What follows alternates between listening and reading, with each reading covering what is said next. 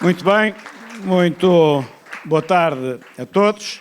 Um cumprimento especial ao Carlos Moedas e ao Francisco Rodrigues dos Santos.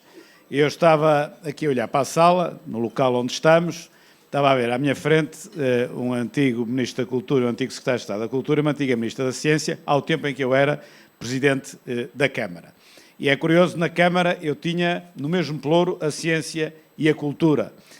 Aliás, diziam, não tem pelouro da cultura, não tem pelouro da cultura porque ele estava misturado, mas nós misturamos essas duas coisas e tinha toda a razão de ser. Eu olho aqui para os artistas que estão aqui e lembro-me para já, com todo o gosto, quando aqui estive há 2 anos na campanha eleitoral para as legislativas, mas lembro-me também da odisseia que tive no Porto por causa da cultura, o esforço que foi passar, por exemplo, o Teatro Rivoli, que teria em média aí 7 ou 8 espectadores por espetáculo, numa sala onde cabem 700, o esforço que tivemos de fazer para pôr aquilo em taxas de ocupação, às vezes 100%, mas ali numa média de 80 e tal, 90%. E começamos. E o que não fui atacado na altura por ter dado cabo da cultura, quando, por exemplo, consegui um desplante de ter a Eunice Munhoz no Rivoli, mas a Eunice Munhoz não foi lá receber um subsídio, não foi lá fazer... Então, onde é que havia a cultura? Rui de Carvalho, não me lembro exatamente se foi. Ou seja, na altura, a luta que tivemos de ter para ver se dávamos alguma animação, alguma vida cultural, por contrapartida àquilo que normalmente a esquerda defende, que é, enfim, o teatro e os espetáculos quase sem público, altamente subsidiados. E depois diziam que é para novos públicos. Aliás, eu fui Presidente da Câmara na sequência da Porto 2001. Portanto, chego lá e a criação de novos públicos tinha sido nada. As salas praticamente vazias. Por isso, eu tenho até, inveja é uma palavra muito feia, mas tenho pena de não ter tido no Porto tanto artista disponível para podermos dar a grandeza que, na altura, se queria dar. E, por isso, relembro-me desses tempos e daquilo que... Quem é que não se lembra, por exemplo, ocuparam o Teatro Rivoli, amotinaram-se lá, fecharam-se durante uns dias, porque o Teatro Rivoli tinha de ser entregue ao povo. O povo é que não ia lá, esse é que era o problema. Mas era para o povo, a pena que o povo não tivesse ido lá. Mas também nessa altura, quando eu era Presidente da Câmara do Porto e tinha de vir aqui a Lisboa, muitas vezes, já disse há bocado ao Carlos Moedas, isto é, sinceramente, eu entrava aqui, estava a arrumar a cidade do Porto e tal, e eu entrava aqui em Lisboa, já nessa altura, e eu dizia, eu se fosse Presidente da Câmara do Porto não, de Lisboa, eu nem sei por onde começar, porque efetivamente são cometidos aqui tantos erros, que vão degradando a qualidade de vida, que nem é dos lisboetas. A maior parte das pessoas que aqui estão nem sequer são lisboetas, são obrigados a vir para cá e vivem cá. Portanto, a qualidade de vida de quem aqui vive, que efetivamente a tarefa a que o Carlos Moedas se propõe é uma tarefa gigantesca, se estiver no horizonte, ter uma cidade organizada, uma cidade com qualidade de vida, com bom urbanismo, com bom ambiente, com boa cultura, é efetivamente uma tarefa difícil. E por isso a escolha do Presidente da Câmara Municipal de Lisboa é uma escolha exigente, porque não podemos continuar a perder tempo em mais do mesmo. E o mais do mesmo é mais do mesmo relativamente à gestão que temos neste momento, mas permitam-me que diga que também acho que é mais do mesmo relativamente a muitas das coisas que têm acontecido no eixo do tempo. Lisboa tem cometido um erro, que é confundir 2 conceitos. Tem confundido crescimento com outro conceito diferente, que é desenvolvimento.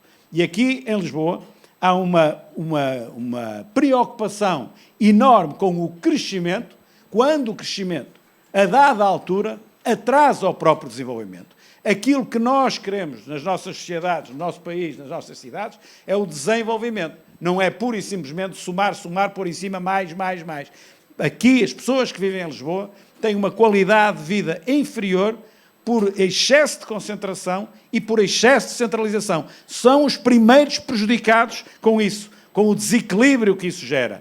É o país, perde o país, porque no interior e lá longe falta escala, perdem aqui porque é coisa a mais que vai para lá daquilo que é o equilíbrio necessário para as pessoas terem aquilo que no limite todos procuramos, que é a felicidade.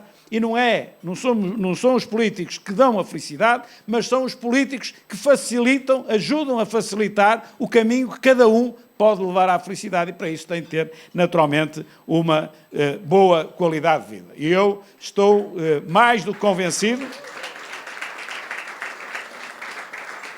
que o Carlos Moedas, que está a fazer o trajeto ao contrário, tem justamente esse know-how. O normal é o Carlos Moedas ter começado pela freguesia, mas ele não começou pela freguesia, começou pela política nacional, passou para a política europeia e depois é que vem à política local.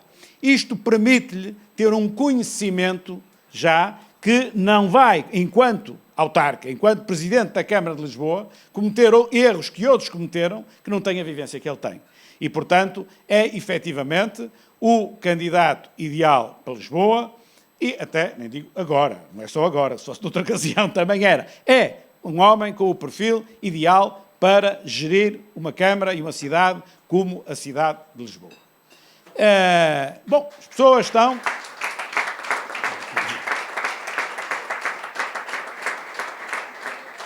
As pessoas estão... Bem, mas quem vai ganhar? Quem vai ganhar não sei. Por isso é que há eleições no dia 26. Mas vão-se fazendo umas sondagens, para aqui e sem ser para aqui. E eu vou-vos dar um exemplo que tem muito de pedagógico até. Não sei se vai alterar alguma coisa, acho que não, que isto é cultural, mas tem muito pedagógico. No dia 26 também há eleições na Alemanha. Para o Parlamento alemão, aliás, vai sair a chanceler Angela Merkel e vai entrar um novo chanceler. Eu fui ver as sondagens que saíram, todas as sondagens que saíram na Alemanha este mês de setembro para as eleições parlamentares alemãs.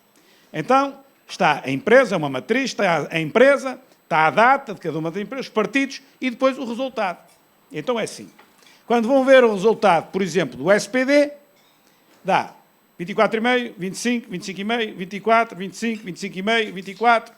As empresas todas, ao longo do eixo do tempo. Vão ver a CDU, dá neste momento 21, 22, 21,5, 20,5, 21, 22. Vão ver o FDP, dá 10, 11, 11, 10, 10, 11. Vão ver o AFD, dá 10, 11, 11, 10, 10. As empresas todas, na data toda por ali fora. Aqui, neste país, as sondagens é assim. Uma semana, mais 20% para o candidato A. Na semana seguinte, mais 7% para o candidato A. Na outra, estão empatados. Na outra, isto, desculpem-me o termo, porque as coisas são bem. Isto é uma vigarice. Isto é uma vigarice. E, portanto, algumas sondagens são encomendadas. Tudo bem. Mas mesmo aquelas que não são encomendadas, compare-se com aquilo que eu vi na Alemanha. Podem ir ver, vão à internet, está lá. Como é que é possível, num país como a Alemanha, as sondagens, nós não sabemos quem ganha, vai haver eleições, mas há ali um padrão. As coisas são cientificamente bem feitas. Aqui é de qualquer maneira, por um lado, e as outras são compradas. Portanto, quem vai ganhar, não sabemos. O meu feeling é que ganha o Carlos Moedas e é isso que nós temos de fazer até ao dia 26 de setembro.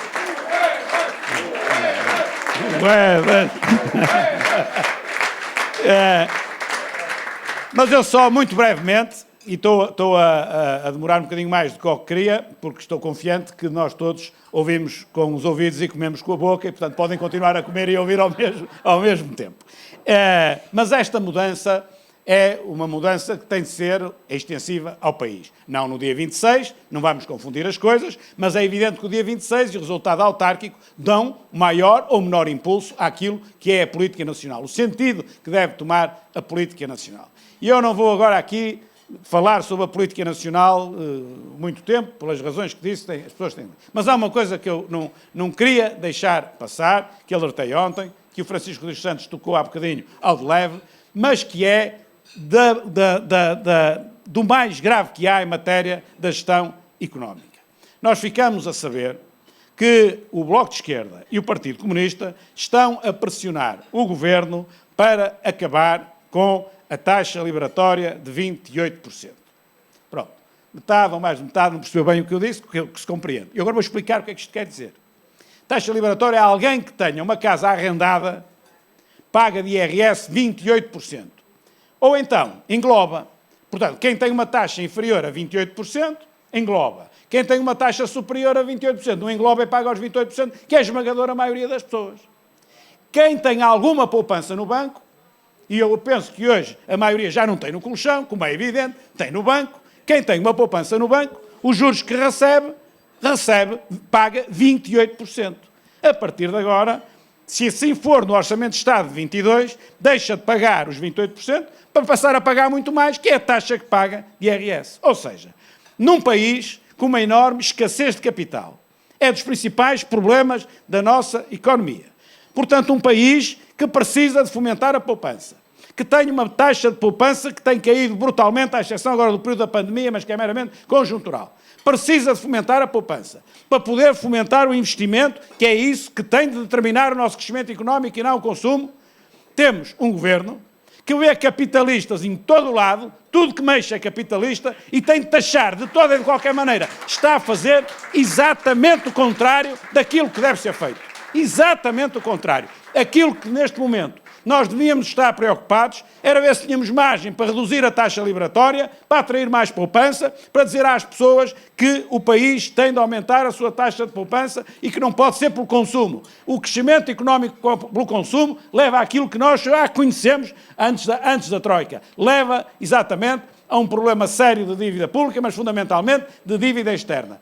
Estes senhores estão a tomar o caminho exatamente ao contrário. E por isso, apesar de estarmos aqui numa coisa para a Câmara de Lisboa, eu não queria, na qualidade de líder nacional e não local, não queria deixar de perder esta oportunidade e sublinhar este aspecto, porque daqui até à apresentação do Orçamento do Estado é preciso que os portugueses todos percebam que pode lá estar uma norma destas que vai, volto a dizer, talvez aqui esteja mais a minha costela de economista do que de político, mas vos garanto, vai no sentido rigorosamente ao contrário do que o país deve fazer. Aliás, não precisam de ouvir o que eu digo nos últimos tempos, podem ouvir o que eu digo há mais de 10 anos, que este é efetivamente um problema. Portanto, nós temos de mudar. Temos de mudar em Lisboa, é obviamente no país todo a mudança mais importante, é a Câmara mais importante, é a cidade mais importante e por isso é evidente que esta mudança é fundamental. Mas temos depois também de olhar para o país e mudar, porque se nós não mudarmos de vida, obviamente que é uma questão de tempo. E nós vamos acabar por estar em situações parecidas como aquelas que já estivemos no passado e que seria de evitar e que já devíamos ter aprendido. Vamos lá, no dia 26, vamos lá todos votar, como eu já disse no outro dia, eu disse leva um amigo também, depois também a outra leva mais 5. Se for leva mais 5 é melhor, porque garante ainda um resultado melhor para o nosso lado. Muito obrigado.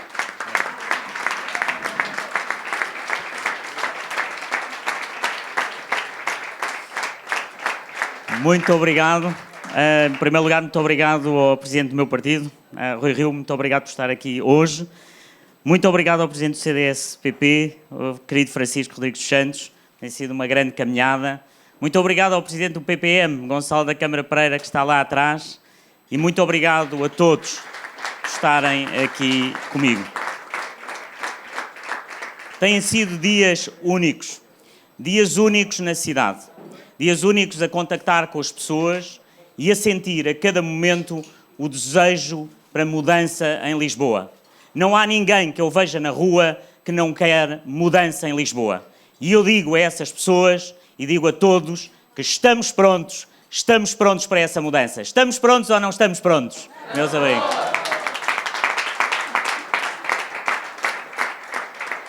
Queria-vos deixar aqui 3 mensagens.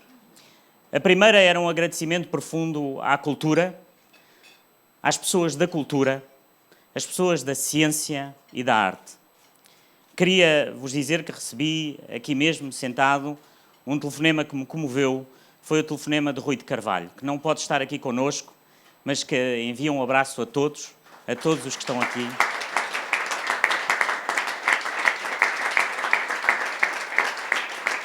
E que foi das primeiras pessoas com que eu falei. Estive aqui já no Parque Mayer, pelo menos, eu diria umas 6 ou 7 vezes.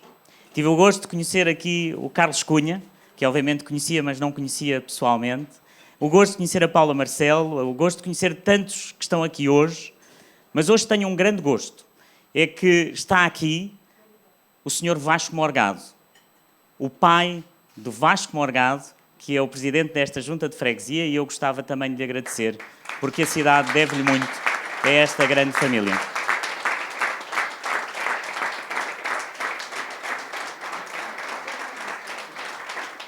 A primeira nota que vos queria deixar é que fui realmente o primeiro candidato a falar sobre a cultura, antes de todos os outros.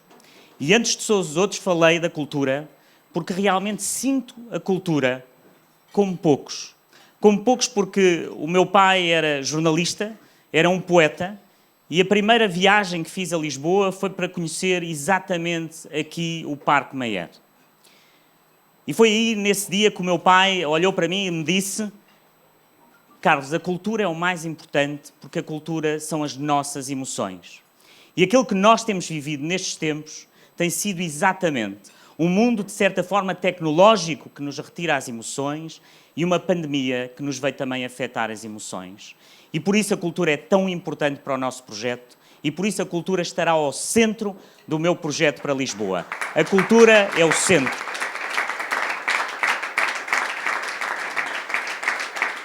Posso trazer alguma experiência do que vivi, e muitas conversas destas tive com a minha querida Graça Carvalho, foi as conversas de aquilo que realmente hoje muda o mundo. E aquilo que muda o mundo são as interseções entre a ciência, a arte e a cultura. Não tenham dúvida. Podemos digitalizar tudo, mas nunca poderemos digitalizar estas interseções. Einstein, quando não sabia resolver uma equação matemática, tocava violino. O professor Ben-Saúde, que inventou e criou o Instituto Superior Técnico, nos tempos livres, quando estava angustiado, produzia e criava violinos. Os melhores cientistas que vi na vida gostam de cultura. E as melhores pessoas de cultura que eu vi na vida também gostam de ciência. E é para essas que eu vou trabalhar.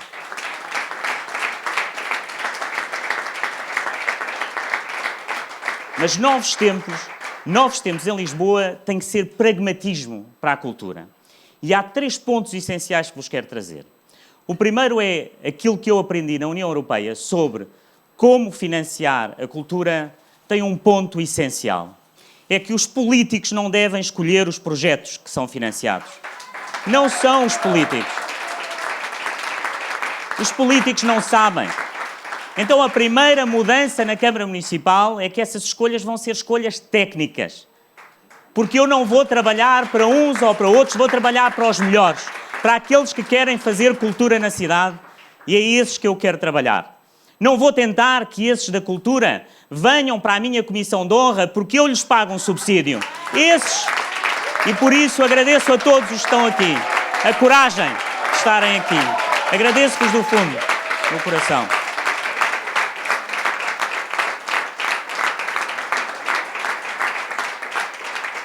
O primeiro cartaz que eu pus em Lisboa era um cartaz na entrada à saída da A5, ali, entrar para as Amoreiras, que dizia: um teatro em cada freguesia. E foi logo o ataque. Carlos Moedas, que era um teatro em cada freguesia, não faz sentido.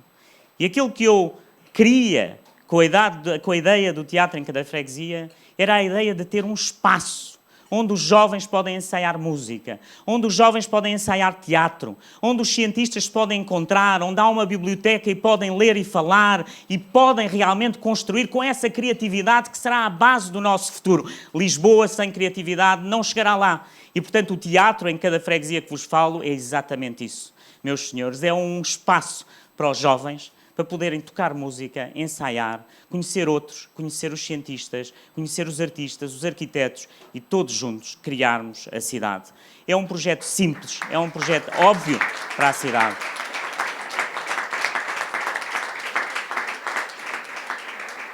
O segundo foi esta minha volta, depois de tantos anos. Quando cheguei eu disse: eu quero conhecer o Vasco Morgado porque eu tenho que ir ao Parque Mayer. E viemos aqui os dois sozinhos e tu lembras-te, Vasco. E eu disse-me: eu sou pragmático. Eu, desde 1988, que vim para Lisboa, ouço falar nas grandes obras, nos grandes projetos do Parque Mayer. E eu disse ao Vasco: vamos fazer qualquer coisa simples. E o Vasco disse-me: eu tenho a ideia. Vamos fazer aqui aquilo que tu dizes também, Carlos, das interseções. Vamos intersetar o teatro, Vamos trazer as escolas de dança, as escolas de música e vamos ligar à ciência lá em cima, aqui na Escola Politécnica. É isso que nós vamos fazer aqui. Mas os erros, meus amigos, os erros que têm sido feitos. Eu sou engenheiro civil e, como veem, um engenheiro civil com alguma emoção. E quando venho aqui também venho com engenheiro civil, ou seja, a minha parte racional. E quando venho aqui e vejo os erros técnicos que foram feitos aqui no Capitólio, ali no Variedades, em que alguém que foi aqui, que veio construir, nem sequer se apercebeu da base de um teatro, que é ter uma teia para que a cena possa subir, não o ter feito, é muito grave, é grave para a cidade. E sabem porquê é que... E sabem porquê é que isso aconteceu? Sabem porquê é que isso aconteceu? Porque ninguém falou convosco.